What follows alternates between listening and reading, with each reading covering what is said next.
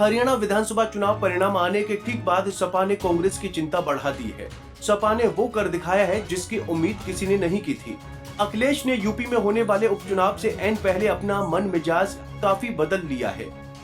किसी को यकीन नहीं हो रहा है कि अखिलेश यादव ऐसा कर सकते हैं। दरअसल हरियाणा चुनाव से एक दिन बाद अचानक से समाजवादी पार्टी ने उत्तर प्रदेश की 10 विधानसभा सीटों पर होने वाले उपचुनाव के लिए प्रत्याशियों के नामों की घोषणा शुरू कर दी है। समाजवादी पार्टी ने 10 सीटों में से 6 प्रत्याशियों की घोषणा कर दी है।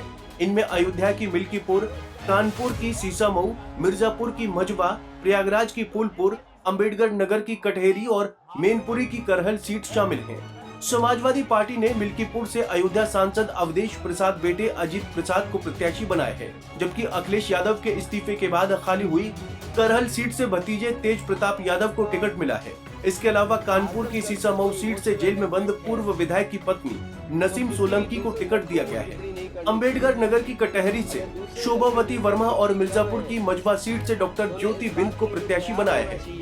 खबरों के मुताबिक बाकी की 4 सीटों पर भी पार्टी जल्द फैसला ले सकती है। अब देखना दिलचस्प होगा कि बाकी बची 4 सीटों में से कांग्रेस के खाते में कितनी जाती हैं।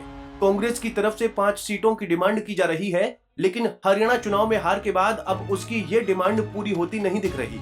जानकारों के मुताबिक अखिलेश यादव संभल की कुंदरकी और मुजफ्फरनगर की मीरापुर सीट पर भी प्रत्याशी की घोषणा जल्द करेंगे। इन दोनों सीटों पर संभावित प्रत्याशियों को तैयारी शुरू करने को कहा गया है।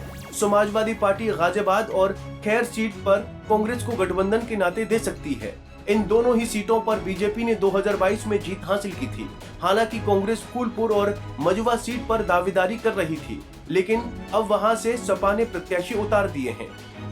अब इस पूरे मामले पर जमकर राजनीति हो रही है। बीजेपी प्रदेश प्रवक्ता राकेश त्रिपाठी ने कहा कि समाजवादी पार्टी जिसके साथ भी एक बार गठबंधन करती है, अगले चुनाव में गठबंधन तोड़ देती है।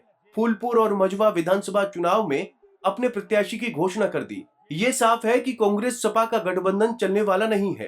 अब गठबंधन में गांठ पड़ गई है। हरियाणा के चुनाव परिणाम के बाद से समाजवादी पार्टी के नेता और प्रवक्ता जिस तरह से कांग्रेस की आलोचना कर रहे हैं, उससे स्पष्ट हो रहा है कि गठबंधन में गांठें अब बहुत गहरी पड़ गई है। वैसे भी समाजवादी पार्टी का पुराना ट्रैक रिकॉर्ड है कि जिसके साथ भी गठबंधन एक चुनाव में करते हैं, अगले चुनाव से पहले ही गठबंधन तोड़ देते हैं। और इस तरह से उन्होंने फूलपुर को लेकर के, मझवा को लेकर के अपने कैंडिडेट डिक्लेयर कर दिए हैं। ये स्पष्ट है कि अब सपा और कांग्रेस का गठबंधन ठीक नहीं है।